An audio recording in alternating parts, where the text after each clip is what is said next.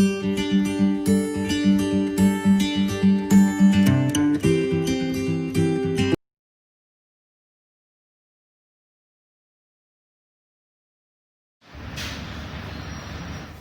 आज हम लोग डिस्कस करेंगे menstrual cycle.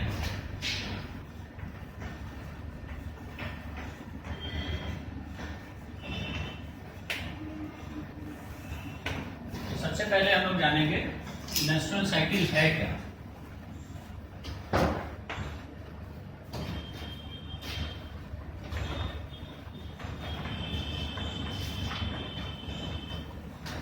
The reproductive cycle of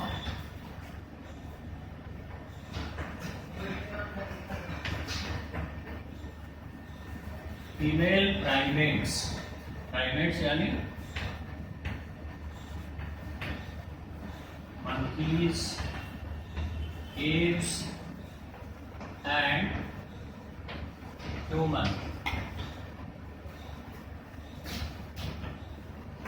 is called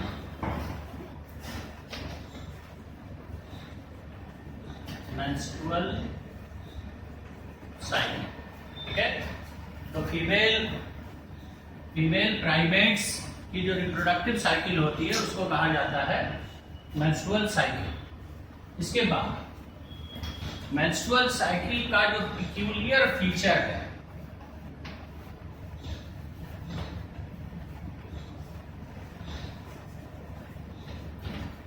यानी जो इसकी विशेषता है वो क्या है, पीरियोडिक वजाइनल ब्लीडिंग। इसको क्या कहा जाता है,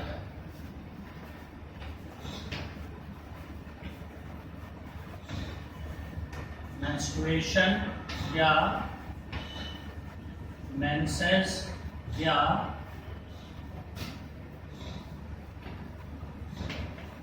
पीरियड। ठीक है, तो इसका जो क्यूलियर फीचर है यानी इसकी जो विशेषता है वो है पीरियोडिक वेजाइनल ब्लीडिंग, जिसको कहा जाता है मेंस्ट्रुएशन या मेंसेस या कह सकते हैं पीरियड। ठीक है, उसके बाद चूंकि ये साइकिल है मेंस्ट्रुअल साइकिल, ये साइकिल जो है वो कितने टाइम में कंप्लीट होती है। ठीक है, इतना समय लगता है एक मेंस्ट्रुअल साइकिल को कंप्लीट होने में। तो स्टैंडर्ड जो मेंस्ट्रुअल साइकिल है वो 28 डेज या 29 डेज में कंप्लीट होती है। और ये इंडिविजुअल टू इंडिविजुअल 1-2 दिन 3 दिन आगे भी हो सकता है या पीछे भी हो सकता है, यानी इसमें थोड़ा वेरिएशन होगा। ऐसा नहीं कि 28 डेज जो हम लोगों ने लिखा वो सभी के लिए यही होगा।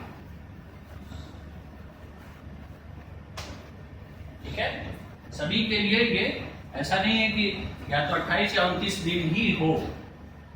इंडिविजुअल टू इंडिविजुअल जो है ये वैरी भी करता है, यानी 2-3 दिन आगे भी समय हो सकता है, यानी 30 दिन हो सकता है, 31 दिन हो सकता है या 27 दिन भी हो सकता है, 26 दिन भी हो सकता है किसी को।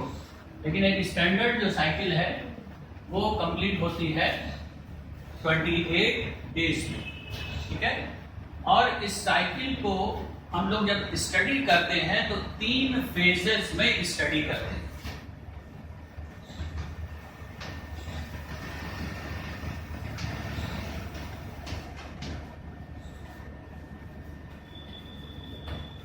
Phases of menstrual cycle 3 phases होती हैं। कहीं कहीं आप पढ़ेंगे तो 4 फेजेस भी आप पढ़ सकते हैं। तो इसमें जो ओवुलेशन वाली जो फेज होती है उसको अगर आप अलग से स्टडी करें तो टोटल 4 फेजेस हो जाते हैं। तो सबसे पहले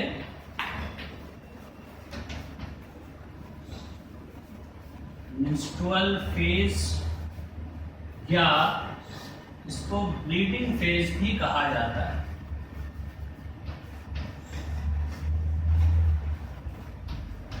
मेंस्ट्रुअल फेज या ब्लीडिंग फेज। ठीक है, दूसरा follicular phase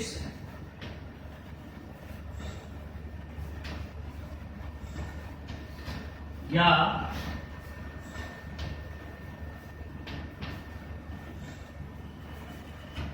proliferative phase। Number 3,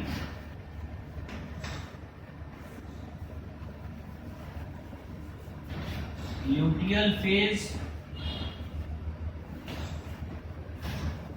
या इसको हम लोग सिक्रेटरी फेज भी कहते हैं।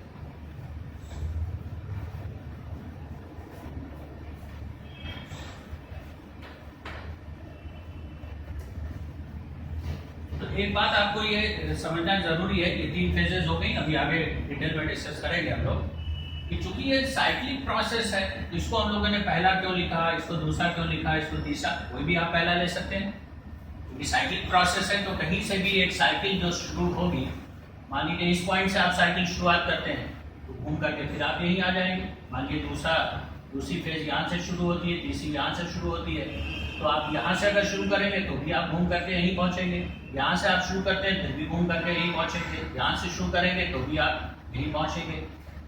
तो इसमें जो मेंस्ट्रुअल फेज है उसको हम लोग पहले स्टडी करते हैं, पहली फेज मानते हैं। क्यों ऐसा? क्योंकि अगर आप देखेंगे तो मेंस्ट्रुअल फेज जो है या ब्लीडिंग फेज जो है वो विजिबल फेज है, यानी वो फीमेल उसको ऑब्जर्व कर सकती है ब्लीडिंग फेज को। लेकिन फॉलिकुलर फेज में ओवेरियन फॉलिकल जो है वो ओवरी के भीतर जो है वो डेवलप हो रही है, उसको ऑब्जर्व नहीं किया जा सकता। प्रोलिफरेटिव फेज जो है आप कह सकते हैं इसको, तो प्रोलिफरेटिव फेज यानी फॉलिकुलर फेज भी इसको कहा गया। तो प्रोलिफरेटिव नाम क्यों दिया गया? क्योंकि एंडोमेट्रियम जो है इसमें रीजनरेट हो रहा है, इसकी भी इंफॉर्मेशन उस फीमेल के पास नहीं है। ल्यूटियल फेज में या सेक्रेटरी फेज में कार्पस ल्यूटियम जो होता है वो प्रोजेस्टेरॉन का सिक्रीशन कर रहा है, उसका भी ज्ञान उसको नहीं है उस फीमेल को। तो विजिबल फेज कौन सी है? Menstrual phase.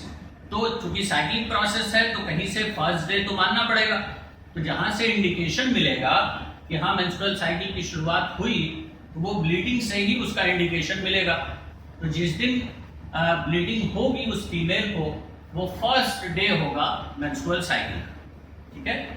और ये मेंस्ट्रुअल फेज जो है वो 3 से 5 दिनों तक ये बना रहता है। इस दौरान जो है वो वेजाइनल ब्लीडिंग होती है जो कि मेंस्ट्रुअल साइकिल का पिक्यूलियर फीचर है। फिर उसके बाद जो है वो ब्लीडिंग स्टॉप हो जाती है और एफएसएच की वजह से फॉलिकुलर फेज की शुरुआत होती है, यानी जो ओवेरियन फॉलिकल्स हैं उनका मैच्योरेशन शुरू होता है। और साथ ही साथ ओवेरियन फॉलिकल जो है वो सिक्रीट करती है एस्ट्रोजन, जिसकी वजह से एंडोमेट्रियम जो है वो रीजनरेट होता है, अपने आप को तैयार करता है कि अगर फर्टिलाइजेशन और इम्प्लांटेशन हो तो फर्दर डेवलपमेंट के लिए न्यूट्रिशन एम्ब्रियो को मिल सके। ल्यूटियल फेज में क्या होता है कि ल्यूटियल फेज में जो ओवुलेशन के बाद कार्पस ल्यूटियम बनता है उससे प्रोजेस्टेरॉन का सिक्रीशन होता है जो कि एंडोमेट्रियम को मेंटेन रखता है। तो ओवरऑल आपने ये देख लिया कि 3 फेजेस हैं। पहली बार मेंस्ट्रुअल साइकिल की जो शुरुआत होती है किसी फीमेल में वो कब होती है? At the time of puberty. Puberty का मतलब हो गया कि 10, 11, 12, 13, 14 साल की उम्र, ठीक है। तो इसको समझने के लिए, मेंस्ट्रुअल साइकिल को समझने के लिए उस फीमेल का जो एम्ब्रियोनिक डेवलपमेंट है उस समय से हमें बातों को डिस्कस करना पड़ेगा। तो सबसे पहले आप देखिए कि जो गेस्टेशन पीरियड होता है, यानी जो एम्ब्रियोनिक डेवलपमेंट होता है ह्यूमन में, वो होता है कितना? ओवरऑल हम लोग 9 मंथ्स कह देते हैं, लेकिन एक्चुअल में वो होता है 37 वीक्स। 37 वीक्स का मतलब हो गया 9 मंथ्स प्लस 1 वीक और 1 हफ्ता और। तो जब किसी फीमेल का एम्ब्रियोनिक डेवलपमेंट चल रहा होता है उसी दौरान उस फीटस, आप कहिए, देखिए फीटस और एम्ब्रियो में फर्क क्या होता है कि जो फीटस है उसको आप एम्ब्रियो कह सकते हैं, ठीक है। तो फीटस कब कह दिया जाता है? ह्यूमन के केस में जब एम्ब्रियो 2 महीने का हो जाता है, यानी प्रेगनेंसी जो है वो 2 महीने की कंप्लीट हो जाती है, उसके बाद जो एम्ब्रियो है उसको अब हम लोग फीटस कहते हैं, ठीक है।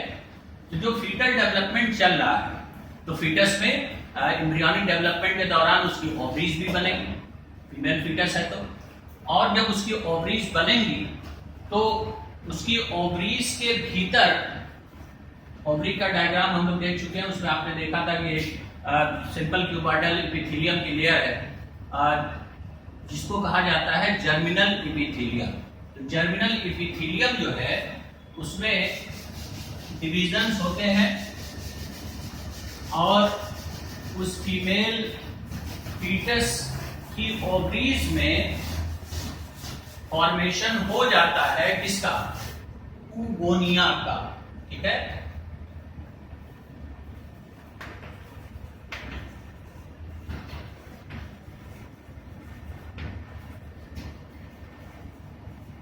ऊगोनिया जो है वो डिप्लॉयड सेल्स है, 2n आप लिखेंगे ब्रैकेट में। 2 million oogonia are formed in each fetal ovary, ठीक है। तो ऊगोनिया क्या है, ये डिप्लॉयड सेल्स है और ये किससे बनी है, जर्मिनल एपिथेलियम की सेल से बनी है। डिवीजन, माइटोटिक डिवीजन होगा और ऊगोनिया बन जाएगी। लगभग 2 मिलियन ऊगोनिया जो है वो बन जाते हैं एक ओवरी में। और इसके बाद, और ये काम हुआ कब, फीटल ओवरी लिखा हुआ है, यानी वो फीमेल अभी उसका जन्म नहीं हुआ है, वो अभी अपने माँ के गर्भ में ही है। तो फीटल ओवरी में, एक ओवरी में 2 मिलियन ऊगोनिया बन गए और इन ऊगोनिया में फिर क्या होता है,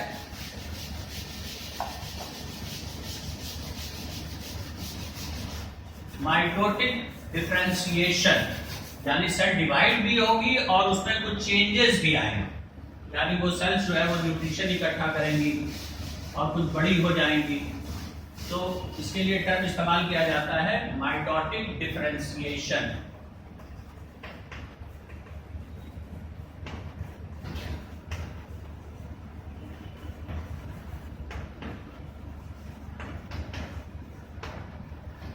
माइटोटिक डिफरेंशिएशन हो गया, ये सेल्स डिवाइड हुई, तो अब बनेगा क्या, नई सेल्स जो बनेंगी उनको अब कहा जाएगा प्राइमरी oocytes, ठीक है। प्राइमरी oocytes जो है वो भी अभी डिप्लॉयड, यानी अभी इसमें मियोसिस की प्रोसेस जो है वो नहीं हुई है।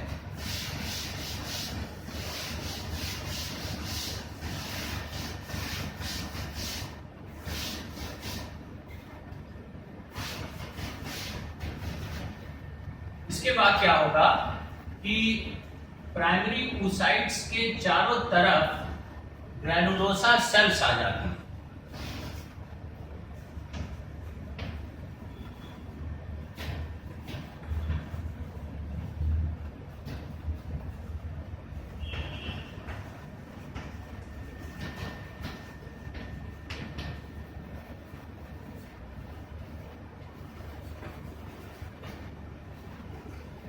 ग्रैनुलोसा सेल्स चारों तरफ से घेर लेती हैं किसको, प्राइमरी oocyte को। तो अब इनको क्या कहा जाता है, प्राइमरी फॉलिकल्स, ठीक है। यानी प्राइमरी फॉलिकल को अगर आप देखें तो उसके भीतर क्या है, एक सेल है जो कि प्राइमरी oocyte है और इसके चारों तरफ जो है वो फॉलिकुलर सेल्स या ग्रैनुलोसा सेल्स की एक लेयर जो है वो आ जाती है। तो भीतर वाली जो सेल है वो कौन सी है,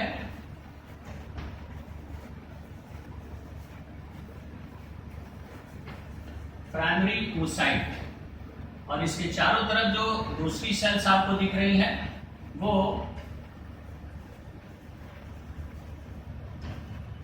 ग्रैनुलोसा सेल्स, या इनको फॉलिकुलर सेल्स भी कहा जाता है। तो अब इसको हम लोग क्या कहेंगे, इसको अब हम लोग बोलेंगे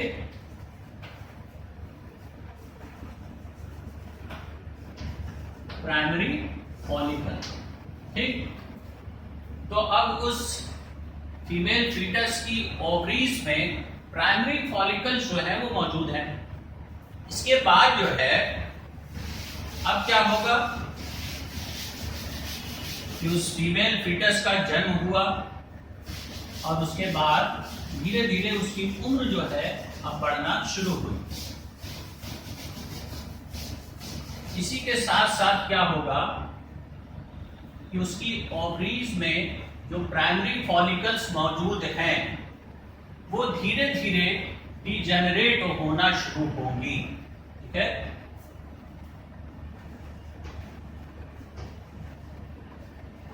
most of primary follicles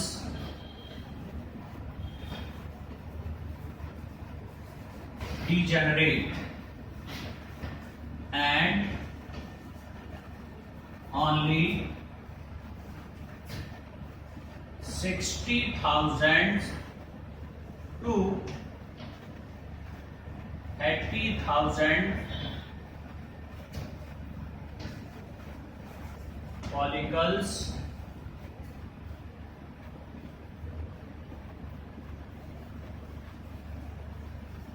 remain in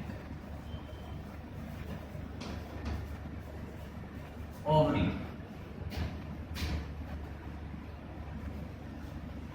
Up to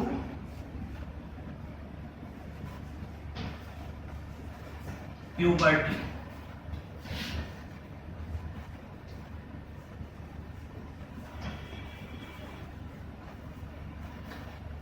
puberty का मतलब 10 से लेकर के 14 साल।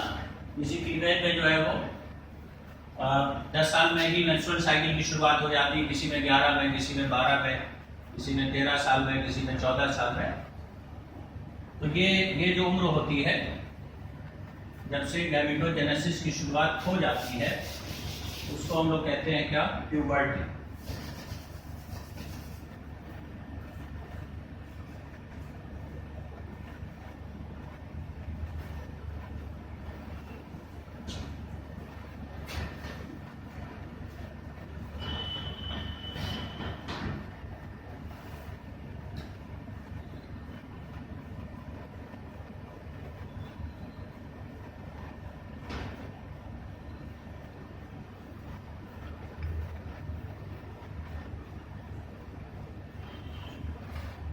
तो यहां तक की बात आपको क्लियर है।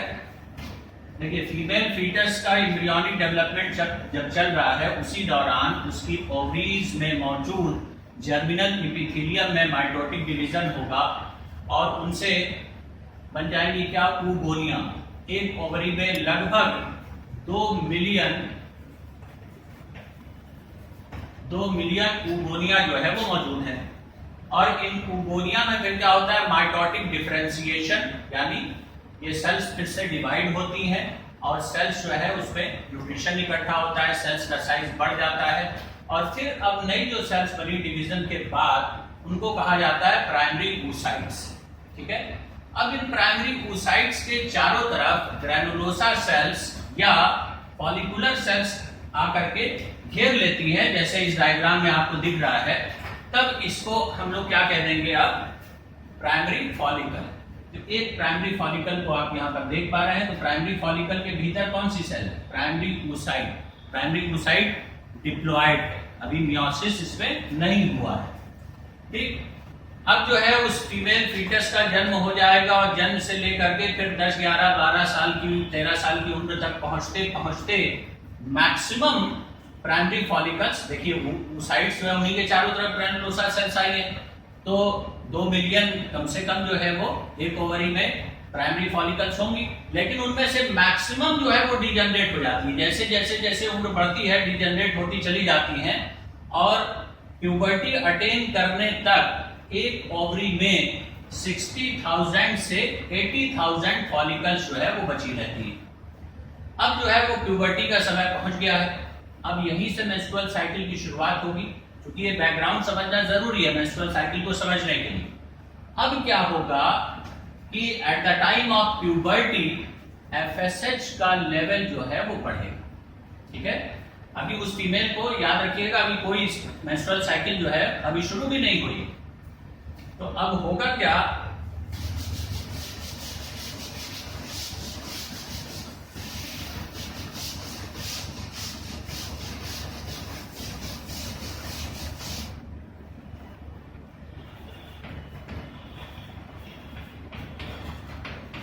at the time of puberty FSH यानी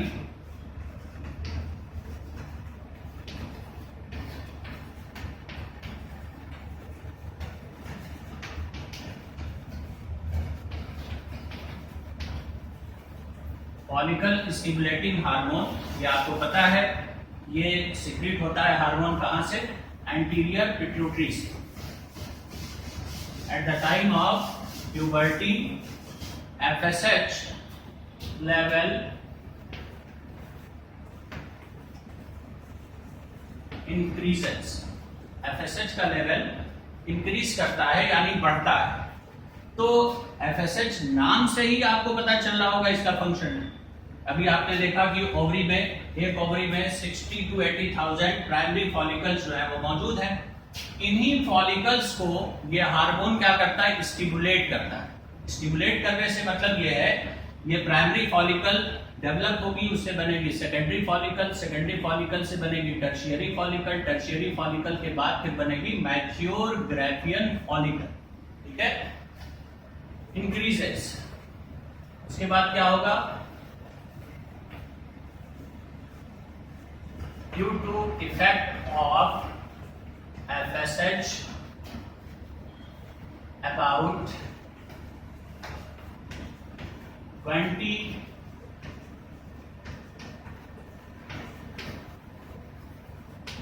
ovarian follicles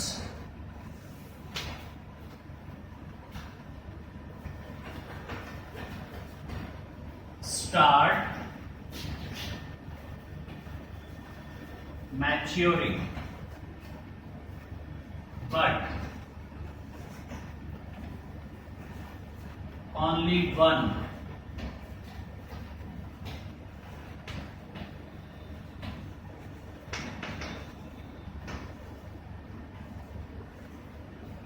कभी कभी दो जो है वो भी मैच्योर हो सकती है, लेकिन यूजुअली क्या होता है, एक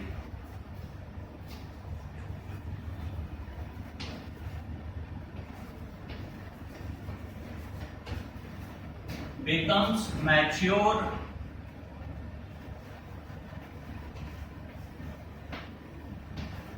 ग्राफियन फॉलिकल, ठीक है। तो जब प्यूबर्टी को अटेन कर लिया उस फीमेल ने, यानी उसकी उम्र 11, 12, 13 साल या 14 साल की हो गई, अब क्या होगा, एफएसएच का लेवल, एंटीरियर पिट्यूटरी से यह हार्मोन सिक्रीट होता है, तो इस हार्मोन का सिक्रीशन बढ़ेगा, ब्लड में इसका लेवल बढ़ेगा, तो इसका इफेक्ट जो है वो कहां पर होगा, ओवरीज के ऊपर, ओवरीज के ऊपर इसका असर होगा। और एक ओवरी में, ऐसा नहीं कि दोनों ओवरीज की ओवेरियन फॉलिकल्स जो है वो मैच्योर होना शुरू होंगे, तो एक ओवरी में लगभग 20 ओवेरियन फॉलिकल्स जो है वो मैच्योर होना शुरू होती हैं। लेकिन अभी हम लोग स्टेप्स देखेंगे कि ये फॉलिकल्स किस तरह से मैच्योर होती हैं, प्राइमरी, सेकेंडरी, टर्शियरी। लेकिन फाइनली 20 में से एक सिर्फ मैच्योर हो पाती है और बाकी जो है वो डीजेनरेट हो जाती है। while rest degenerate। और ये डिजेनरेशन की जो प्रोसेस है बची हुई ओवेरियन फॉलिकल्स की, उसको कहा जाता है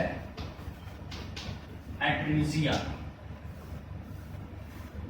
टर्म याद रखिएगा। 20 फॉलिकल्स मैच्योर होना शुरू होती तो है, लेकिन मैच्योरेशन, फाइनल मैच्योरेशन तक यानी ग्राफियन फॉलिकल जो है वो सिर्फ एक कन्वर्ट हो पाती है ग्राफियन फॉलिकल में, बाकी जितनी है वो सब डिजनरेट हो जाती है। तो अब यहीं पर हम लोग जानेंगे कि ये प्राइमरी फॉलिकल से मैच्योर ग्राफियन फॉलिकल तक कैसे डेवलपमेंट होता है। तो प्राइमरी फॉलिकल वहां आपने बनाई है, यहां फिर से आप देखिए एक फ्लो चार्ट के फॉर्म में इसको हम लोग देखेंगे।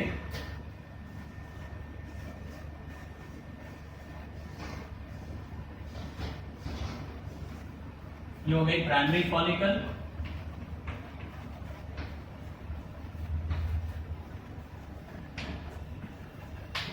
अब एफएसएच की वजह से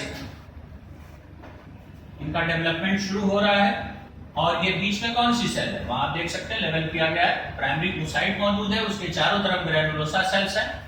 अब होता क्या है, मैच्योरेशन की तरफ जब ये बढ़ेंगी तो प्राइमरी फॉलिकल में एक ही लेयर आपको दिख रही है ग्रैनुलोसा सेल्स की, तो इसके चारों तरफ और कई लेयर्स आकर के इकट्ठा हो जाती है ग्रैनुलोसा सेल्स की। ये बीच में प्राइमरी oocyte हो गई जो कि अभी भी डिप्लॉयड है, और इसके चारों तरफ ये ग्रैनुलोसा सेल्स हो गई।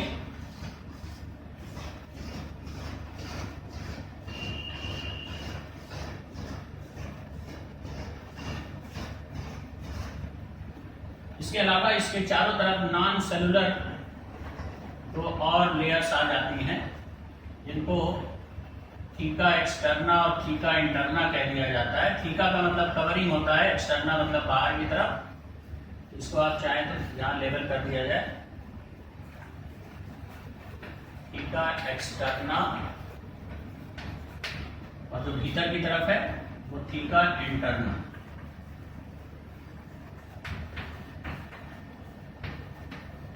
ठीक है, और अब इसको हम लोग कह देंगे सेकेंडरी फॉलिकल।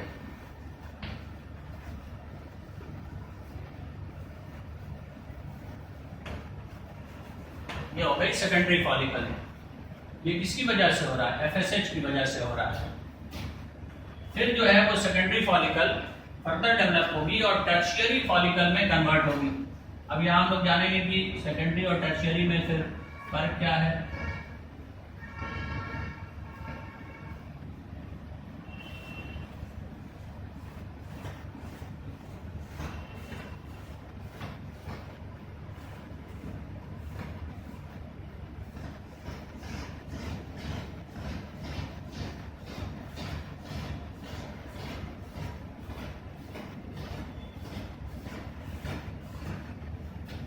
यहाँ पर अब आप देख सकते हैं थीका एक्सटर्ना और इंटरना तो है ही है। ग्रैनुलोसा सेल्स के बीच जो है वो स्पेस बन जाता है, यानी एक कैविटी यहाँ पर डेवलप हो जाएगी। ये कैविटी जो आपको दिख रही है इसको कहा जाता है एंट्रम।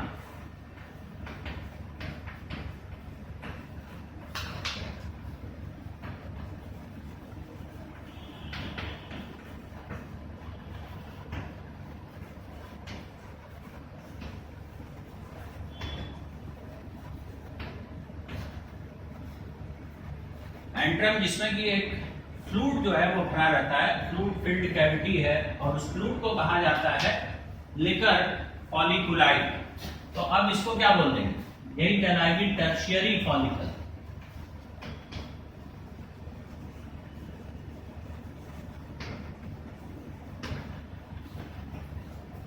तो सेकेंडरी फॉलिकल में कोई कैविटी नहीं थी, और टर्शियरी फॉलिकल में आप देखेंगे तो एंट्रम डेवलप हो गया, यानी कैविटी डेवलप हो गई, और इसको इसमें जो है वो फ्लूइड भरा रहता है, जिसको कहा जाता है लिकर फॉलिकुलाई। अब टर्शियरी फॉलिकल के बाद अब क्या होगा, ये बीच में जो सेल है ये कौन सी सेल है, ये प्राइमरी oocyte है। अब इसमें मियोसिस फर्स्ट होगा।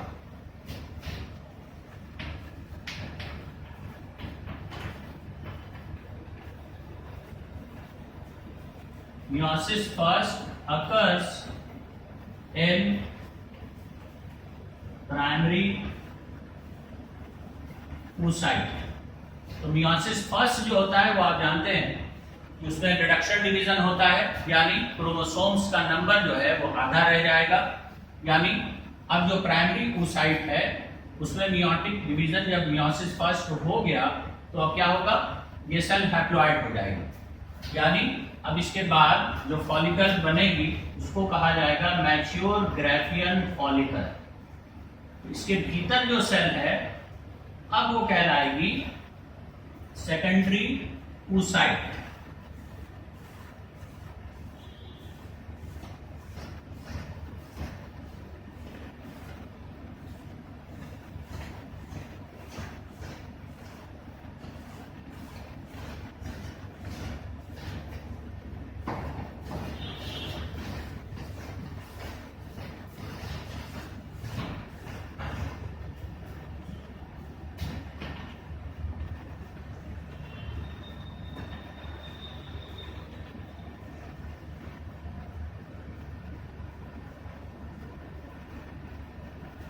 अब इस डायग्राम को देखिए और इस डायग्राम को देखिए, आपको कोई फर्क नहीं दिख रहा होगा, लेकिन फर्क कहाँ पे है, इसके भीतर जो ये वाली सेल है ये प्राइमरी oocyte है। अब इसी सेल में मियोसिस हो गया तो अब यहाँ पर जो सेल है अब इसको सेकेंडरी oocyte कहेंगे।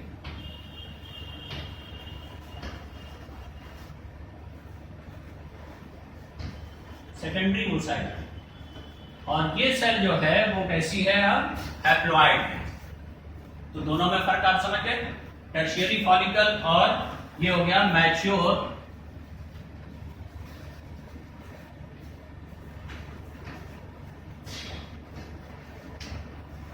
Graafian follicle. ये हो गया मैच्योर ग्राफियन फॉलिकल।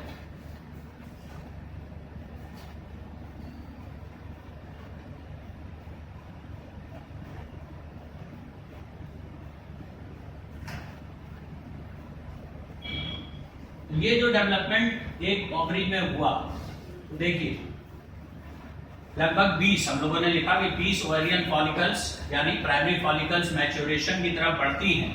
तो जब मैच्योरेशन की तरफ बढ़ेंगी तो प्राइमरी से सेकेंडरी तक तो पहुंच पाती है, बाकी 20 जो है जो एक तो फाइनल मैच्योर हो रही है, लेकिन बाकी जो मान लीजिए 20 है तो 19 जो बची वो सेकेंडरी फॉलिकल के डेवलपमेंट के लेवल तक तो पहुंचती है, लेकिन वो टर्शियरी फॉलिकल में नहीं बदलेंगी, बल्कि धीरे धीरे वो डिजनरेट होने लगेगी। और ऐसा इसलिए होता है कि कई सारी अगर फॉलिकल्स मैच्योर हो जाएंगी तो ओवुलेशन में कई सारे ओवा जो है वो रिलीज होंगे और सबको न्यूट्रिशन जो है वो नहीं मिल पाएगा।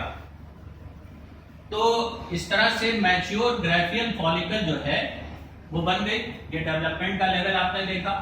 इसके बाद अब क्या होगा, अब जो है वो LH का लेवल यानी ल्यूटिनाइजिंग हार्मोन, ये भी एंटीरियर पिट्यूटरी से सिक्रीट होने वाला एक स्टेरॉइड हार्मोन है, उसका लेवल बढ़ेगा।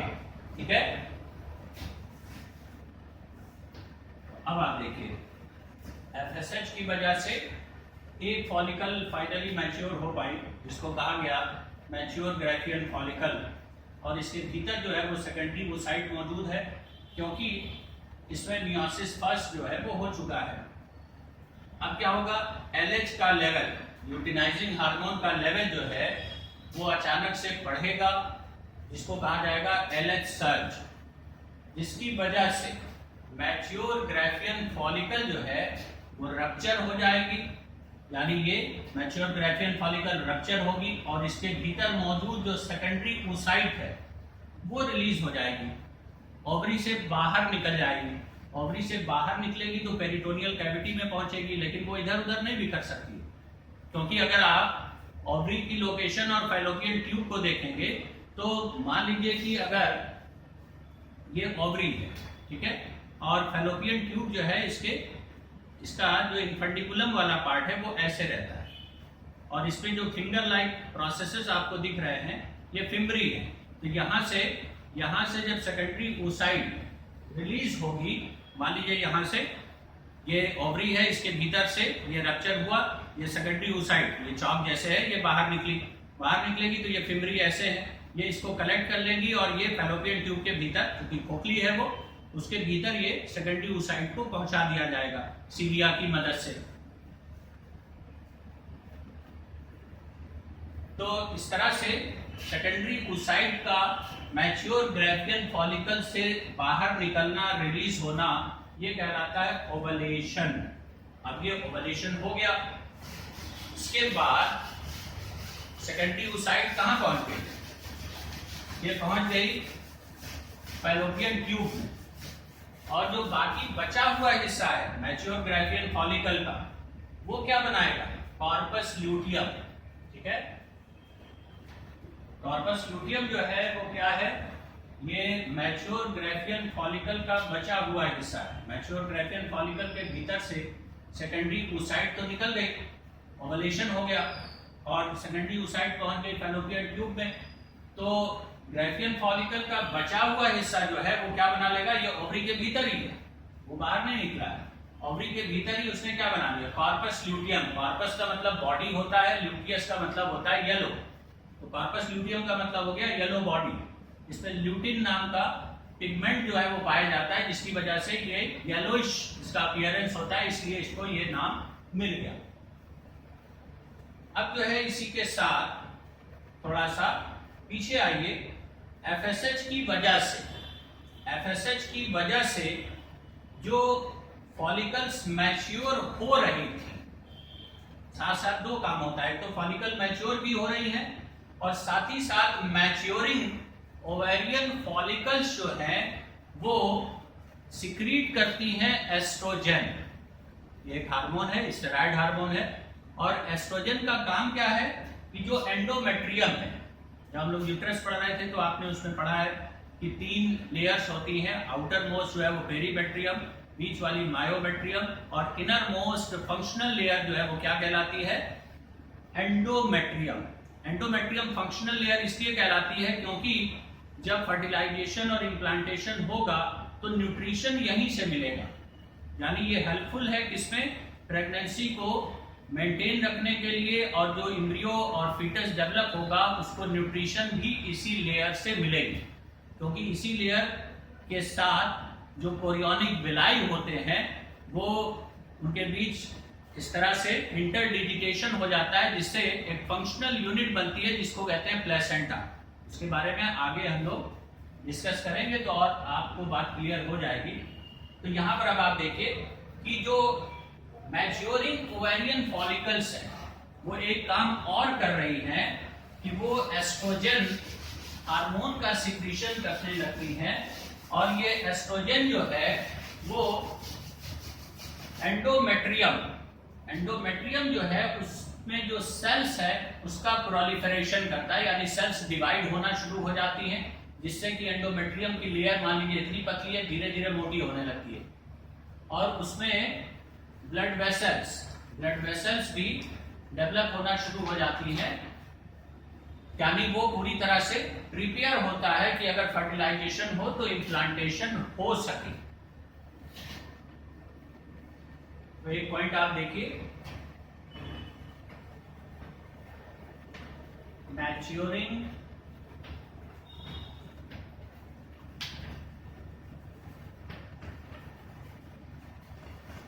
ovarian follicles secrete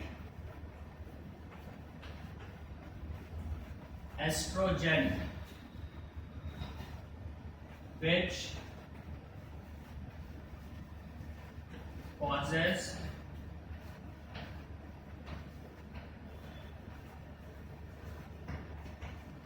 proliferation and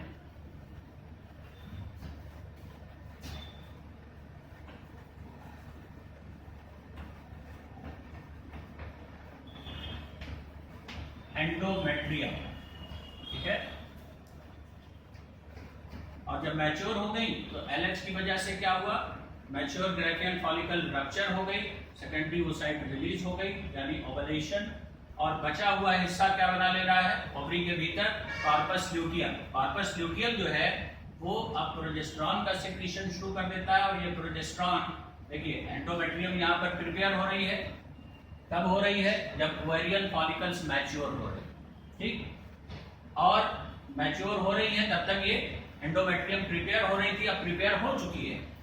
अब ओवुलेशन जब हो जाएगा उसके बाद सेकेंडरी oocyte पहुंच गई कहाँ पे, फैलोपियन ट्यूब में। अगर मान लीजिए फर्टिलाइजेशन हो तो इम्प्लांटेशन के लिए एंडोमेट्रियम जो है वो पूरी तरह से तैयार होनी चाहिए और उसको आगे भी कंटिन्यूअसली उसी कंडीशन में बने रहना पड़ेगा।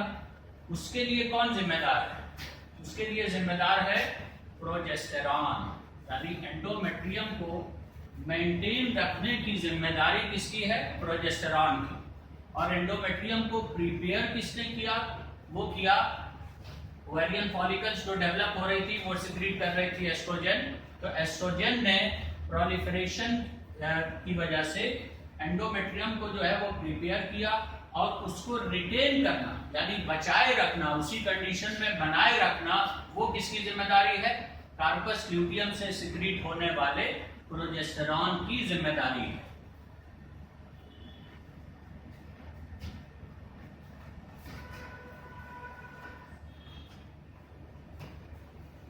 देखिए, तो अभी तक हम लोगों ने देखा कि ओवुलेशन हो चुका है और जो कार्पस ल्यूटियम बना वो किससे बना?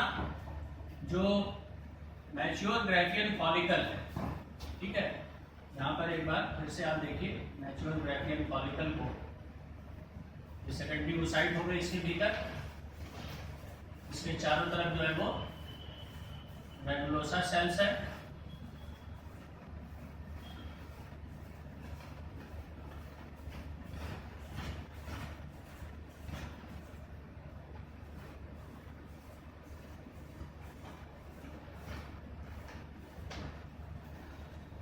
हो गया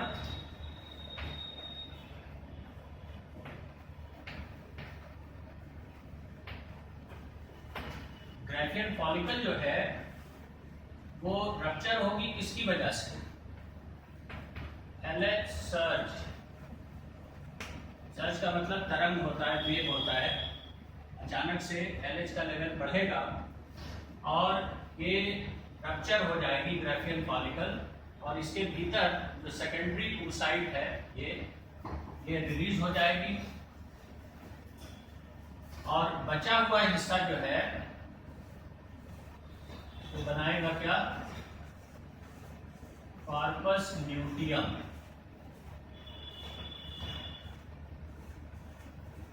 इसमें से ग्रैनुलोसा सेल्स होंगी और साथ में क्या होगा? सेकेंडरी oocyte जो है वो रिलीज हो जाएगी और पहुंच जाएगी कहां पे? फैलोपियन ट्यूब में। कार्पस ल्यूटियम हो गया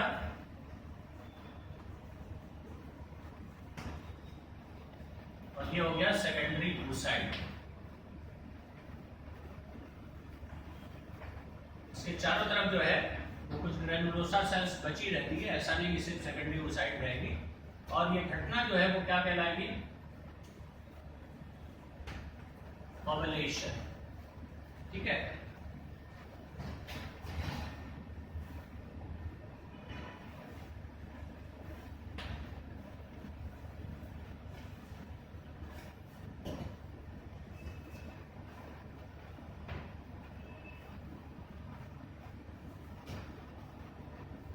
देखिए यहाँ ओवरी से सेकेंडरी oocyte जो है वो रिलीज हुई, जिसको रिसीव कर लिया जाएगा फिंगर लाइक प्रोजेक्शंस की मदद से और ये पहुंच जाएगी कहाँ पे? सेकेंडरी oocyte एम्पुलरी पार्ट, ठीक है। संपर्क कर लेते हैं। एम्पुलरी पार्ट ये आपको दिख रहा है यहाँ पर, ये सेकेंडरी oocyte है। ये यूट्रस है, यूट्रस की इनर मोस्ट लेयर ये एंडोमेट्रियम कहलाती है, ग्लैंडुलर लेयर है। उसी फैलोपियन ट्यूब इस तरफ होगी, दोनों में दिखा है।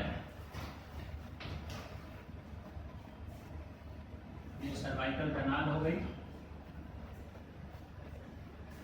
उसके बाद ये हो गया vagina,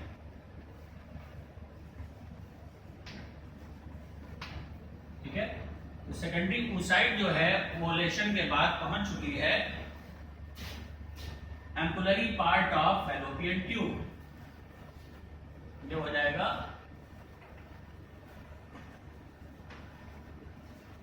ampullary part of fallopian tube. ठीक है, अब जो है कार्पस लूटियम जो है वो मौजूद है ओवरी के भीतर। कार्पस लूटियम जो है वो ओवरी के भीतर मौजूद है। यहाँ पर ऐसे अगर हम लोग दिखा दें, ये कार्पस लूटियम है।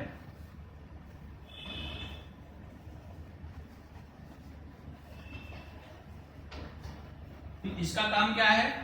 प्रोजेस्टेरॉन का सिक्रीशन करना। कार्पस लूटियम बना और उसने प्रोजेस्टेरॉन का सिक्रीशन शुरू कर दिया। और ये एंडोमेट्रियम जो प्रिपेयर हुई थी, किसकी वजह से प्रिपेयर हुई थी?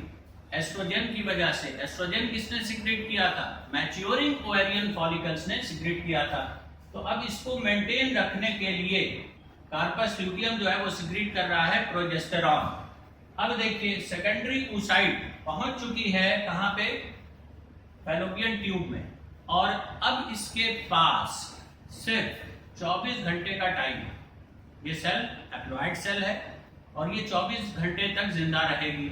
अगर उसी दौरान स्पर्म्स जो हैं इस रास्ते से, यानी इंसेमिनेशन जब होता है तो सीमेन रिलीज होता है वजाइना में, और यहाँ सीमेन में जो स्पर्म्स हैं वो ट्रैवल करते हैं, आगे बढ़ते हैं, क्योंकि उसमें टेल पाई जाती है और वो मोटाइल होते हैं। ये स्पर्म्स, एक ही मैं दिखा रहा हूं, ये स्पर्म्स अगर पहुंच करके सेकेंडरी oocyte को फर्टिलाइज कर दे, यानी सेकेंडरी oocyte के साथ इसका फ्यूजन हो जाए, तब तो जाइगोट बनेगा। सेकेंडरी oocyte पहले ओवम में बदलेगी, वो सब डिटेल बाद में पढ़ेंगे। यहाँ पर अगर फर्टिलाइजेशन हुआ तो ये बन जाएगा जाइगोट। ठीक है, यानी ओवुलेशन के बाद फर्टिलाइजेशन के लिए सिर्फ 24 घंटे का टाइम है। अगर ये फर्टिलाइजेशन हुआ तो जाइगोट बन गया, और तब ये कार्पस लूटियम खत्म नहीं होगा। ये कार्पस लूटियम बना रहेगा और प्रोजेस्टेरॉन सिक्रीट करता रहेगा। कब तक? 10 हफ्तों तक, 10 वीक्स। ठीक है, और उसके बाद फिर प्रोजेस्टेरॉन, तब तक जो है यहाँ प्लेसेंटा बन चुका होगा, और प्लेसेंटा जो है वो प्रोजेस्टेरॉन सिक्रीट करने लगेगा। तब कार्पस लूटियम का काम खत्म हो जाएगा, अब वो डिजनरेट हो सकता है। तो अगर फर्टिलाइजेशन हुआ तो कार्पस लूटियम प्रोजेस्टेरॉन सिक्रीट करता रहेगा 10 हफ्तों तक। और अगर मान लीजिए फर्टिलाइजेशन नहीं हुआ, जैसे मान लीजिए कि उस फीमेल ने जिसको हम लोग डिस्कस कर रहे थे यहाँ पे, उसने प्यूबर्टी अटेन की, एफएसएच का लेवल बढ़ा, एफएसएच के लेवल की वजह से ओवेरियन फॉलिकल्स मैच्योर होना शुरू हुई, पूरी तरह से मैच्योर हुई तो एलएच की वजह से फिर रप्चर हुई, एक mature ovarian follicle, secondary oocyte release हुई, ये पहुंच गई फैलोपियन ट्यूब में, लेकिन फर्टिलाइजेशन नहीं हुआ। ठीक है, फर्टिलाइजेशन अगर नहीं होगा तब होगा क्या? ये कार्पस लूटियम अब धीरे धीरे डिजेनरेट होना शुरू हो जाएगा। ये कार्पस लूटियम जो बना,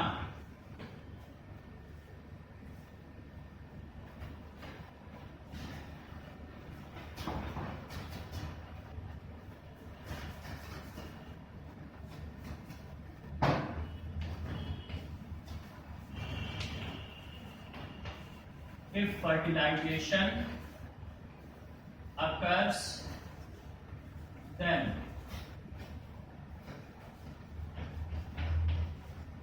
corpus luteum continues secreting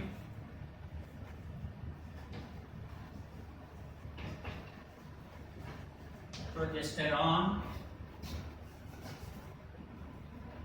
for 10 weeks। एक कंडीशन तो ये हो गई। और अगर मान लीजिए दूसरी कंडीशन क्या हो सकती है कि अगर फर्टिलाइजेशन नहीं हुआ,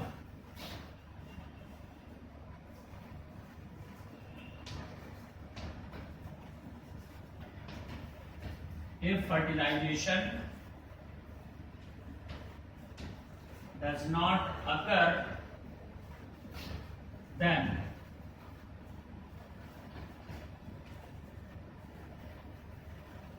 corpus luteum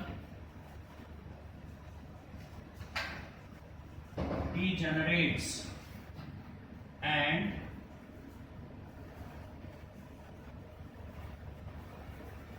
degenerating corpus luteum is called corpus albicans। Albino का मतलब व्हाइट होता है, कॉर्पस अल्बिकन्स उसका जो पिगमेंट होता है कॉर्पस ल्यूटियम का वो धीरे धीरे कम होने लगता है और ये कॉर्पस ल्यूटियम व्हाइट दिखने लगता है, तब इसको कॉर्पस अल्बिकन्स कहते हैं। तो जब कॉर्पस ल्यूटियम डीजनरेट हो रहा है तो कॉर्पस ल्यूटियम का फंक्शन आप जान ही गए, क्या सिक्रेट कर रहा था, प्रोजेस्टेरॉन, और प्रोजेस्टेरॉन की जिम्मेदारी क्या थी, एंडोमेट्रियम को मेंटेन रखना। लेकिन जब फर्टिलाइजेशन और इम्प्लांटेशन अगर होता तब वो कंटिन्यू करता प्रोजेस्टेरॉन का सिक्रीशन। लेकिन अब हो क्या रहा है कि फर्टिलाइजेशन नहीं हो रहा है, फर्टिलाइजेशन नहीं हुआ, इम्प्लांटेशन नहीं हुआ, तो होगा क्या कि कॉर्पस ल्यूटियम डीजनरेट होना शुरू हो जाएगा और डीजनरेटिंग कॉर्पस ल्यूटियम को कहा जाएगा कॉर्पस अल्बिकन्स। इसकी वजह से अब चूंकि क्या होगा, कॉर्पस ल्यूटियम डीजनरेट हो रहा है तो प्रोजेस्टेरॉन का लेवल क्या होगा, घटना शुरू होगा। घटते घटते एक क्रिटिकल लिमिट से जब लेवल उसका कम हो जाएगा, इसकी जिम्मेदारी क्या थी, एंडोमेट्रियम को मेंटेन रखना। लेकिन चूंकि इसका लेवल अब कम हो गया है, एक क्रिटिकल लिमिट से कम हो गया है, तो एंडोमेट्रियम जो है वो अपने उस फॉर्म को मेंटेन नहीं कर सकेगी और ये एंडोमेट्रियम डिसइंटीग्रेट होगा, ब्रेक हो जाएगा। ठीक है, और साथ ही साथ उसमें जो ढेर सारी ब्लड वेसल्स थी वो भी ब्रेक डाउन हो जाएंगी, कैपिलरीज होती हैं, कैपिलरीज भी ब्रेक डाउन हो जाएंगी और वो सारा कुछ, यानी इसमें जो सेल्स डैमेज हो रही हैं, कैपिलरीज डैमेज हो रही हैं, वो सब वेजाइना के थ्रू आउट होगा और उसी को हम कहेंगे क्या, मेंसेस या मेंस्ट्रुएशन। तो अब ये घटना ये पहली बार हो रही है इस फीमेल के साथ, यानी उसको पहली बार, मान लीजिए 11 साल 12 साल या 13 साल उसकी उम्र है, तो पहली बार उसको वेजाइनल ब्लीडिंग हुई, यानी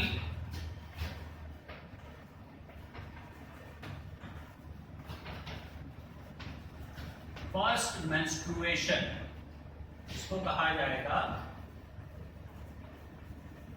विनाश।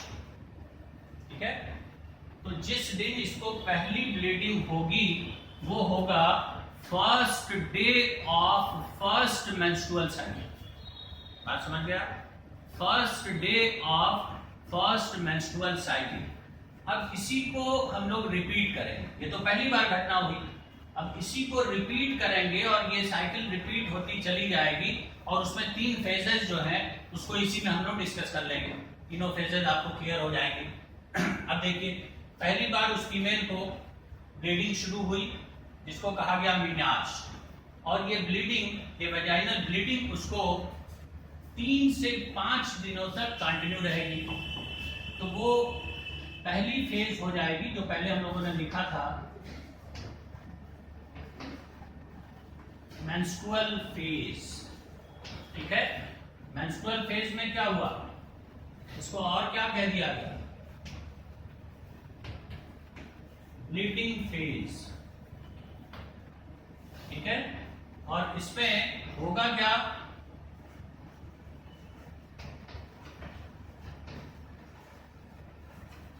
Vaginal bleeding.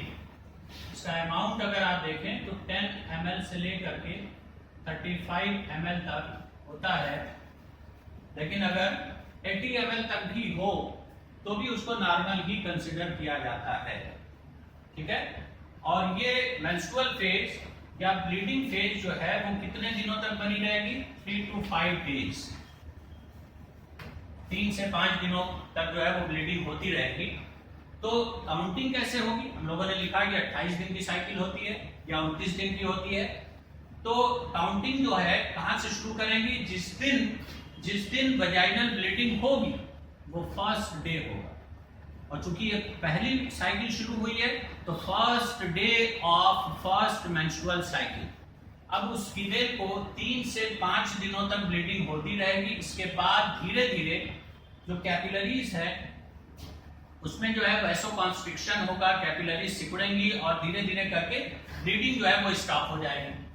ब्लीडिंग स्टॉप हो जाएगी उसके बाद यानी 6वें या 7वें दिन से आप मानिए कि एफएसएच का लेवल बढ़ेगा। एफएसएच का लेवल बढ़ेगा तो आपने अभी देखा था कि 20 जो है एक ओवरी से 20 ओवेरियन फॉलिकल्स मैच्योर होना शुरू होती हैं। इसी वजह से इसको फॉलिकुलर फेज कहा गया, क्योंकि एफएसएच की वजह से इसमें फॉलिकल्स का मैच्योरेशन होता है। और मैच्योरिंग ओवेरियन फॉलिकल्स क्या सिक्रीट कर रही है? एस्ट्रोजन। एस्ट्रोजन जो है वो एंडोमेट्रियम की लाइनिंग में यानी इसकी जो लेयर है इसमें प्रोलिफरेशन शुरू कर रहा है। इसी वजह से इसको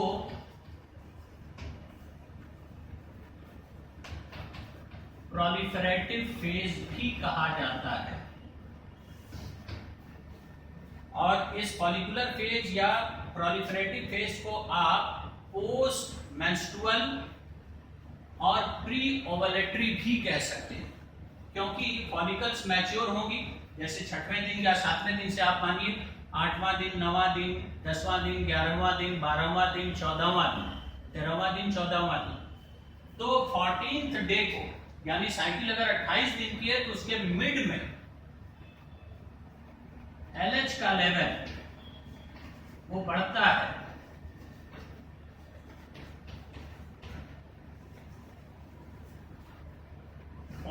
डे जो है वो एक स्टैंडर्ड है। ऐसा नहीं कि सारी फीमेल को 14वें दिन ही LH का लेवल बढ़ेगा और ओवुलेशन उस दिन होगा। 1-2 दिन आगे भी हो सकता है, 1-2 दिन पीछे भी हो सकता है।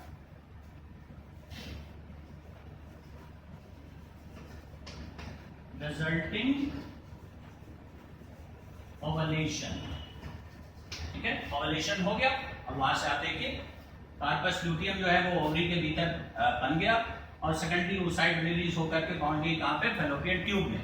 अब इस सेकेंडरी oocyte के पास, ठीक है, 14वें दिन ये घटना हुई है। स्टैंडर्ड साइकिल मान करके हम लोग चल रहे हैं। 14वें दिन ये घटना हुई है। 1 दिन का टाइम इसके पास है, यानी 24 घंटे का टाइम है किसके लिए? कि वहां पर फर्टिलाइजेशन हो सके। उसके बाद ये सेल मर जाएगी और कार्पस ल्यूटियम डीजनरेट होना शुरू हो जाएगा। तो फर्टिलाइजेशन अगर हुआ तो यहां पर बनेगा जाइगोट, फिर जाइगोट जो है वो डेवलप होगा, अर्ली एम्ब्रियो बनेगा, उसमें ब्लास्टोसिस्ट जब बन जाएगी, वो ब्लास्टोसिस्ट इधर खिसकते हुए यानी इधर डेवलपमेंट चल भी रहा होता है और यहाँ पहुंचते पहुंचते वो ब्लास्टोसिस्ट में कन्वर्ट हो जाती है और यहीं पर एंडोमेट्रियम की जो लाइनिंग है उसी में वो धंस जाती है और उसको एंडोमेट्रियम की सेल्स पूरी तरह से कवर कर लेती हैं और वो घटना कहलाती है क्या? इम्प्लांटेशन। तो फर्टिलाइजेशन से लेकर के इम्प्लांटेशन तक जो है वो 1 हफ्ते का टाइम लगता है, यानी 7 डेज, 7 दिनों का टाइम लगेगा फर्टिलाइजेशन से इम्प्लांटेशन होने में। तो 14वें दिन ओवुलेशन हुआ, मान लीजिए कि 15वें दिन जो है फर्टिलाइजेशन हो गया या उसी दिन हो गया, उसके बाद 1 हफ्ते का टाइम और लगेगा। तो 14 दिन ये हो गया, 14वें दिन ओवुलेशन हो गया, उसके बाद जो है 1 हफ्ते का टाइम लगता है। तब तक कार्पस ल्यूटियम क्या कर रहा है? प्रोजेस्टेरॉन सिक्रीट कर रहा है कि अगर मान लीजिए फर्टिलाइजेशन हुआ तो इम्प्लांटेशन होने में 1 हफ्ते का टाइम लगना है। अभी 1 हफ्ते तक तो विग्रस यानी बहुत ज्यादा मात्रा में प्रोजेस्टेरॉन सिक्रीट करता रहेगा वो। लेकिन जब 1 हफ्ते के बाद यहाँ पर फर्टिलाइजेशन अगर मान लीजिए नहीं हुआ तो इम्प्लांटेशन भी नहीं होगा। किसका होगा इम्प्लांटेशन? जब फर्टिलाइजेशन होगा तब इम्प्लांटेशन होगा, यानी 1 हफ्ते तक तो प्रोजेस्टेरॉन बहुत विग्रस अमाउंट में जो है ये सिक्रीट करता रहेगा और जब यहाँ पर इम्प्लांटेशन नहीं होगा तब ये इंफॉर्मेशन पहुंच जाएगी कार्पस ल्यूटियम तक और कार्पस ल्यूटियम डीजनरेट होना शुरू हो जाएगा। यानी जब तक कार्पस ल्यूटियम सिक्रीट कर रहा है प्रोजेस्टेरॉन तो तीसरी यानी 14वां दिन जैसे ही ओवुलेशन हुआ ये फेज खत्म हो गई। ठीक है। उसके बाद से शुरू हो गई कौन सी phase? Luteal phase. Luteal phase क्यों कहा गया? क्योंकि कार्पस ल्यूटियम जो है इसमें प्रोजेस्टेरॉन सिक्रीट कर रहा है। चूंकि सिक्रीट कर रहा है इसीलिए इसको सिक्रेटरी फेज भी कहा जाता है।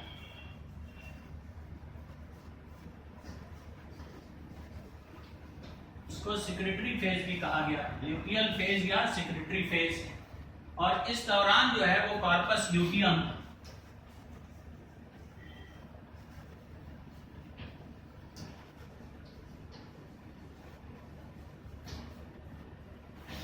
secretes progesterone।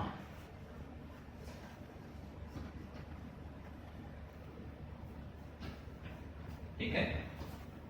अब जो है हम मान करके चलते हैं कि जब दूसरी बार ओवुलेशन हुआ तब भी ये फर्टिलाइजेशन नहीं हुआ। फर्टिलाइजेशन नहीं हुआ तो कार्पस ल्यूटियम फिर से क्या होगा? डिजनरेट होना शुरू हो जाएगा और धीरे धीरे प्रोजेस्टेरॉन का लेवल गिरता चला जाएगा और एक क्रिटिकल लिमिट से जब कम हो जाएगा तो फिर क्या होगा? एंडोमेट्रियम जो है वो अपने आप को संभाल नहीं सकेगी, प्रोजेस्टेरॉन की कमी की वजह से ये ब्रेक हो जाएगी और फिर से वजाइनल ब्लीडिंग हो जाएगी। तो जिस दिन ब्लीडिंग होगी वो नेक्स्ट मेंस्ट्रुअल साइकिल का पहला दिन होगा। इसी तरह से ये साइकिल क्या है? रिपीट होती रहेगी। अब 3 से 5 दिनों तक ब्लीडिंग होती रहेगी, ठीक है। और उसके बाद क्या होगा? 6वें 7वें दिन से एफएसएच का लेवल बढ़ेगा। एफएसएच का लेवल बढ़ेगा तो ओवेरियन फॉलिकल्स मैच्योर होंगी और मैच्योरिंग ओवेरियन फॉलिकल सिक्रीट करेंगी एस्ट्रोजन, जिसकी वजह से प्रोलिफरेशन होगा यानी एंडोमेट्रियम फिर से तैयार होगी इम्प्लांटेशन के लिए। और 14th डे को एलएच का लेवल बढ़ेगा जिसकी वजह से ओवुलेशन होगा। सेकेंडरी oocyte पहुंच गई कहां पे? फैलोपियन ट्यूब में। 24 घंटे में अगर फर्टिलाइजेशन हुआ तो उसके 1 हफ्ते बाद इम्प्लांटेशन होगा और अगर इम्प्लांटेशन हो गया तो कार्पस ल्यूटियम बना रहेगा। कब तक? 10 हफ्तों तक प्रोजेस्टेरॉन सिक्रीट करता रहेगा। बाद में उसके बाद जो है वो प्लेसेंटा प्रोजेस्टेरॉन सिक्रीट करना शुरू कर देता है। तो इसका जो फंक्शन है उसको आप समझिए कि हैंडओवर कर दिया गया प्लेसेंटा को। और अगर मान लीजिए कि फिर से फर्टिलाइजेशन नहीं हुआ तो 1 हफ्ते तक तो कार्पस ल्यूटियम, क्योंकि इम्प्लांटेशन होने का समय कितना है फर्टिलाइजेशन के बाद? 1 हफ्ते का। 7 डेज तक तो विग्रस सिक्रीशन हो रहा है प्रोजेस्टेरॉन का। लेकिन जब ये इंफॉर्मेशन पहुंच गई कि फर्टिलाइजेशन और इम्प्लांटेशन नहीं हुआ है तो कार्पस ल्यूटियम फिर से डिजनरेट होना शुरू होगा। और डिजनरेट होते होते होते लेवल जब कम हो जाएगा, लगभग 28वें दिन या 29वें दिन प्रोजेस्टेरॉन का लेवल इतना कम हो जाता है कि एंडोमेट्रियम फिर से मेंटेन ना रह सके और फिर से ये ब्रेक हो जाएगी, फिर से वैजाइनल ब्लीडिंग। और वो फर्स्ट डे होगा नेक्स्ट मेंस्ट्रुअल साइकिल का। इस तरह से ये साइकिल जो है वो चलती रहती है कंटिन्यूअसली और लगभग 50 इयर्स तक ये साइकिल कंटिन्यू रहती है। अगर प्रेगनेंसी हुई तो उस दौरान जो है वो सीज हो जाती है मेंस्ट्रुअल साइकिल, क्योंकि तब तो एंडोमेट्रियम ब्रेक अगर हो जाए तो प्रेगनेंसी जो है वो टर्मिनेट हो जाएगी, एबॉर्शन जिसको आप कह सकते हैं। तो ऐसा नहीं होगा। प्रेगनेंसी के दौरान प्रोजेस्टेरॉन का लेवल बना रहेगा। शुरुआत में तो 10 हफ्तों तक कार्पस ल्यूटियम प्रोजेस्टेरॉन का लेवल मेंटेन रखेगा। उसके बाद कौन मेंटेन रखेगा? प्लेसेंटा। तो पूरे 9 मंथ्स जो है वो प्रोजेस्टेरॉन का लेवल बढ़ा हुआ रहेगा जिसकी वजह से प्रेगनेंसी बची रहेगी। और उसके बाद बच्चे का जन्म होगा। 6 महीने तक अगर विग्रस फीडिंग है यानी ब्रेस्ट फीडिंग कराई जाए तो मेंस्ट्रुअल साइकिल सीज हो जाती है। ये नेचुरल कंट्रासेप्शन का एक मेथड है, नेचर ने प्रोवाइड किया है। 6 महीने तक अगली प्रेगनेंसी ना होने पाए क्योंकि वो बच्चा छोटा है और उसकी केयर करना ज्यादा जरूरी है। तो इस तरह से उस दौरान तो मेंस्ट्रुअल साइकिल रुकी रहेगी। उसके बाद फिर से ये साइकिल शुरू हो जाएगी और ये साइकिल कंटिन्यू रहेगी कब तक? Up to 50 years. ये 45 to 55 वैरी कर सकता है, लेकिन एवरेज अगर देखें तो 50 इयर्स तक मेंस्ट्रुअल साइकिल जो है वो कंटिन्यू रहती है और उसके बाद सीज कर जाती है। Then ceases. तब ये घटना क्या कहलाती है? तब इसे कहा जाता है मेनोपॉज।